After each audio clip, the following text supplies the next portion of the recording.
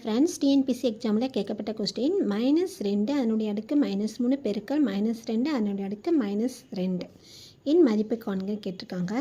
இப்போ இதற்கு ஒரு அடுக்கு விதிகள்ங்கிறது ஏயின் அடுக்கு -m இருந்துச்சுன்னா இது எப்படி இருந்ததுன்னா 1/a அடுக்கு +m அதே தலைகீழாக திருப்பி எழுதுறோம். அடுக்கு நமக்கு மைனஸில் இருக்கக்கூடாது, சரியா? அப்படி கொடுத்தது நம்ம என்ன எழுதுறோம்? ப்ளஸ் எழுதுறோம். இது பக்கத்தில் மைனஸ் இருந்துச்சுன்னா, அடிமான மைனஸ் இருந்துச்சுன்னா நம்ம கீழே எழுதும் போதும் இங்கே ஏயும் மைனஸில் தான் வரும், சரியா?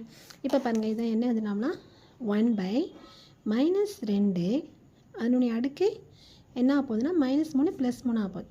அடுத்து பெருக்கல் 1/-2 அதனுடைய அடுக்கு +2. இப்போ என்னன்னா 1/-2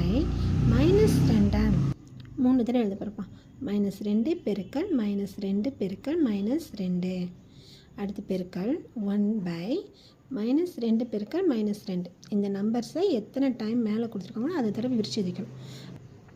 இப்போ என்னன்னா மைனஸ் மைனஸ் ப்ளஸ் ஆகிடும். அடுத்து ஒரு மைனஸ் இருக்கா? அடுத்து 1/-2 4 4 2 8 பெருக்கல் இங்கே மைனஸ் மைனஸ் என்ன ஆகிடுது? ப்ளஸ். அப்படின்னா 1/4.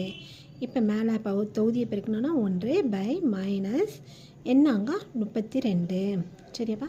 இதனுடைய ஆன்சர் -1/32.